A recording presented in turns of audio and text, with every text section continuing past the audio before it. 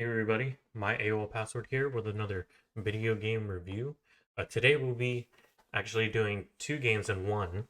The Sniper Ghost Warrior Contracts series, which is one and two. So I'll be covering a personalized own review of that. This is not a professional review or anything. So um, let's get right into it. This is based off the Sniper Ghost Warrior series. Um, sniping open world sniping stealth sniping game. It's definitely one of the more realistic sniping games I've played. Um, lots of it. The first one is set in Siberia.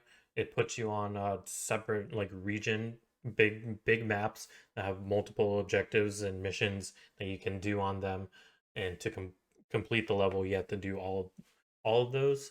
The second game takes place in the Middle East, I believe Iran. So what we're seeing now is the one of the Iran Middle East missions. So overall, I enjoyed it. It's very well done. I think it's definitely not one to one as a military sniper or whatever, but it's close enough to where it's still fun and entertaining to play. There's a lot of factors that come into play, such as your bullet drop, your wind gauge, your scoping gauge. You definitely have to use a lot of stealth. You can go in super loud, but definitely it's a sniping game, so you kind of have to go stealth. Um, there's lots of loadouts, lots of weapons to choose from. Switch your loadouts, your skills, your gear.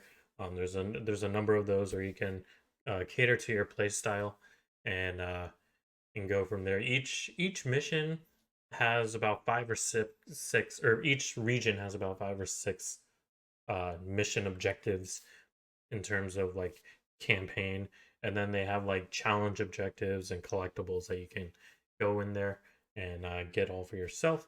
The first one, I definitely enjoyed the first one more in terms of like the gameplay. I think it's because the pacing was a lot better, and it was a lot more straightforward. The I did make the mistake of playing on the hardest difficulty. I wouldn't say mistake, but it's definitely very unforgiving. If you mess up, you're screwed. Um, Definitely unforgiving, but it was a lot of fun. Um, you, yeah, it's a lot of fun. You'll probably take. It took me about 12 hours to get through all of the regions on hardest difficulty, and I died a lot because I'm not, a pro sniper or anything. But it is very fun to play, and if you have the patience for sniping and being majority of it in stealth, uh, it is this is a good game. There is a bullet cam. You can toggle how frequent you want it or not, or I think you can disable it as a whole. But there is a bullet cam similar to Sniper Elite, and you have to make sure you're not, making a lot of noise and all that stuff. Hardest difficulty is, you know, what you would think as a hardest difficulty will be. Enemies deal more damage. They're more alert. They stay alert longer. Uh, I think you deal the same amount of damage because that's based off of your loadout. A lot, and speaking of loadout, very customizable with your gear, and your weapons. You can There's lots of attachments for those weapons, so it caters to your playstyle. Various different types of weapons in terms of damage output to range to fire rate to noise reduction, all of that stuff. Um, so comparing it to the second one is better visually, in my opinion. I think it's definitely on. I'm not sure if the first game is, but the second game is on CryEngine. So it's definitely a beautiful looking game.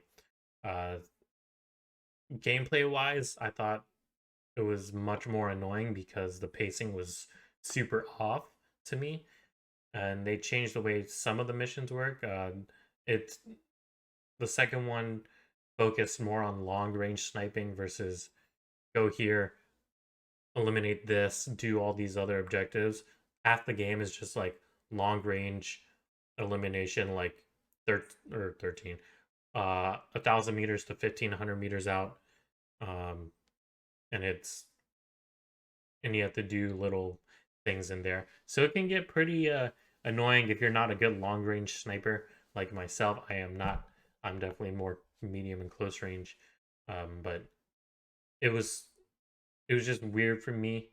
I do like a lot more close range. So like half the missions in the second one are extreme long range, and they mix it up a little bit, which is good because it diversifies the game a little bit, so it's not like a direct copy and paste from the first game. Um, but it in terms of like loadout and gear and equipment, um, it's about the same, just different weapons, but same concept. Uh, skill tree is about the same. They probably changed some of the skills up. The main difference I saw was the difficulty. They added a fourth difficulty in between hardest to whatever normal difficulty is. While the first game only had three, the second one had four. So the hardest difficulty got even more difficult than the first one because it removes majority of your HUD. Um, well, not majority. It removes the important parts of your HUD.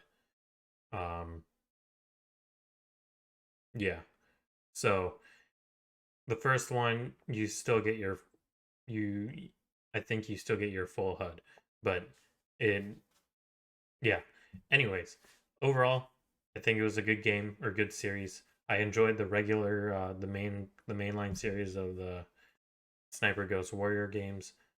So this was definitely a fun addition. Annoying at times, but overall, great game if you love patience and sniping.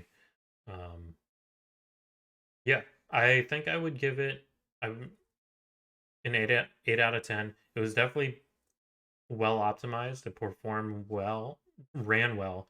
I probably maybe only had one crash because of my driver timeout. Um, there were a couple of hiccups in frames, but I think that was because if you max out those resource hogs, it kind of does that for you. Um, but yeah, overall, good game. I recommend playing it. I wait till it goes on sale. I don't think it's worth the full price. I bought both games for probably like $8. So, um, if you get it on like a sale, pick it up. I definitely recommend it. But that's all for today.